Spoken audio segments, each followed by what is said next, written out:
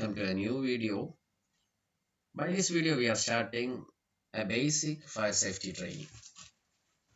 Objective is to discuss about the combustion process involved in fire, understand different fire classes, understand fire extinguisher types, their operating procedures, understand basic firefighting concepts.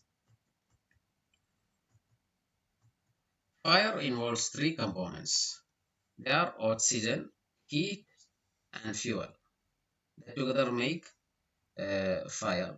So in order to extinguish a fire, we need to remove one or more of these components. We can define fire as a rapid chemical reaction of oxidant with fuel accompanied by the release of energy, indicated by a flame or incandescence. So in order to extinguish the fire, we need to remove any one of these components, either oxidizer, fuel, heat, or in reaction, or more than one component we need to remove in order to extinguish the fire. Now let's discuss about various fire classes. First class of fire is A class fire. This is a fire caused by ordinary combustible material. A class fire is that fire which is caused due to ordinary combustible material like wood, paper, cloth, rubber, plastic, etc. A class fire is that fire which is caused due to ordinary combustible materials. And second class of fire is B class fire, which is caused due to flammable liquids like gasoline, oil, gas, grease, and other solvent. So, fire due to flammable liquid is known as B class fire. And third one is C class fire. This is a fire due to energized electrical equipment like a computer, fax machine, or any other energized electrical equipment uh, contribute to this particular class of fire, that is C class fire. And another class of fire is D class fire. D class fire is basically due to combustible metals like magnesium, sodium, potassium, titanium, and other flammable metals. Another class of fire is K class fire, and it is due to cooking media, fire associated with cooking media. This is the fire involving vegetable or animal oils and fats. Now let's see how to extinguish the fire. As I told you, we can extinguish the fire by removing any element of fire triangle or fire tetrahedron. So we can extinguish a fire by cooling. In cooling, what we do? In cooling, we are removing the heat. By applying water, we can remove the heat and we can extinguish the fire. And the second technique is by smothering. Smothering means cutting off oxygen supply. If we cut off oxygen supply, we can remove another element in fire triangle, that is oxygen, and hence we can extinguish the fire, that is by applying foam or carbon dioxide, or we can cut off oxygen supply and we can extinguish the fire. And the third technique of extinguishing fire is starving. Starving means removing the fuel. Fuel is another component of fire triangle. If you remove the fuel, we can extinguish the fire. As we see in the gas pipeline fire, if the gas is the fuel which caused the fire, if we stop the gas, we can remove the fire, or we can extinguish the fire. And inhibition is the method of stopping the chain reaction by applying various extinguisher like dry chemical powder. We can inhibit the chain reaction and hence we can extinguish the fire. These are the various techniques involved in fire extinguishing. In general, portable fire extinguisher consists of a pressure gauge, whereas in CO2 type of fire extinguisher, we cannot see this one. There will be a carrying handle like this. There will be a discharge lever, and there will be a locking pin here. Discharge hose will be there, discharge nozzle will be there, and discharge orifice, body, and details of this particular fire extinguisher will be mentioned in the data plate. Now let's see the fire extinguisher one by one. First one is pressurized water type fire extinguisher. This is useful only for class A fire, that is fire due to ordinary combustible material like ash, wood, pepper. Has pressure gauge to allow visual capacity, 30 to 40 feet maximum effective range.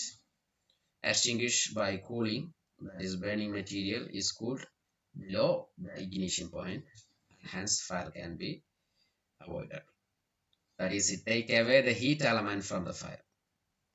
It cannot use on B, C, and D classes of fire. So this particular fire extinguisher, that is pressurized water, cannot use for B, C, or D class fire. Another type of fire extinguisher is carbon dioxide, which can use for class B or C fires, that is fire due to flammable liquid and fire due to electrical equipment. So this particular fire extinguisher can be used for these two classes of fire. These are the general details regarding carbon dioxide type fire extinguisher. It has no pressure gauge. The capacity of the cylinder is measured by the weight. The range is 3 to 8 feet.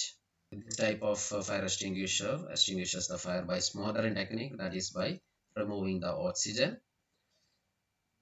But one disadvantage is its effectiveness decreases with temperature of burning material. As the temperature of burning material is increased, this fire extinguisher is not effective. But one advantage of this particular fire extinguisher is it doesn't leave any residue after this extinguishing process. Third category of fire extinguisher, portable fire extinguisher, is multi-purpose dry chemical powder. It can be used for different classes of fire, A, B, or C. This is a weight, and the discharge second is 825 second.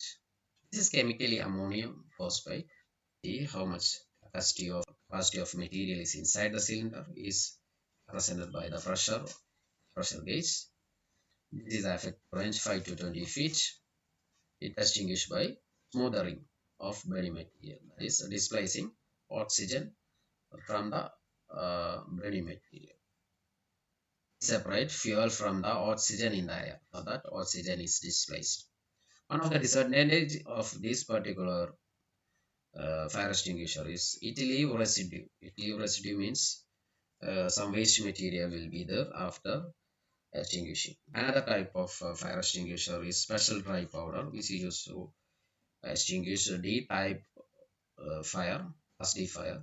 It is basically a solid material in powder or granular form. It is chemically sodium chloride or copper or graphite based material. This is the maximum effect range 6 to 8 feet. Extinguishes by cooling and smothering. This powder will act as a heat sink while forming a crust that cut off the oxygen supply. Another type of fire extinguisher is a wet chemical type fire extinguisher. This is used to extinguish class K fire, normally an aqueous solution of organic or inorganic salt, combination of both. 1.5 gallon capacity will be there. The discharge time is approximately 40 seconds. This is effective range 10 to 12 feet. It is extinguished by cooling and forming a foam blanket to prevent the fire from reigniting. So let's see a type of extinguisher and the classes of fire for which they can be used. Water can be used to extinguish class A fire. Dry chemical powder can be used to extinguish class B and C fire. Foam type extinguisher, which we didn't discuss. This type of fire extinguisher, portable fire extinguisher, is used to extinguish class and B fire. Carbon dioxide is used to extinguish class B and C fire. Special dry powder, it is used to extinguish class D fire. And wet chemical type is used to extinguish uh, class F fire, that is fire associated with the cooking media. Now let's see basic extinguisher operation, how we can operate extinguisher. First of all, we need to pull or remove the locking pin. There is a locking pin here. We need to remove that one and aim the nozzle at the base of the fire. Press the lever down. We need to press this lever down so that the gas will come out. We need to gas or powder will come out. We need to start from the edge of the fire, sweep the nozzle from side to side so that we can extinguish the entire fire. Now let's see how to operate a CO2 extinguisher. The structure of CO2 extinguisher is having some difference. There will be a locking pin. We need to remove this locking pin first. Then we have to aim the horn at the base of the fire. We need to aim this horn, discharge horn, to the base of the fire. Open the valve by turning anti-clockwise. This is the valve which need to turn anti-clockwise to open, and sweep the horn from side to side, gradually advancing ahead so that we can extinguish the entire fire. Now let's see two firefighting concept.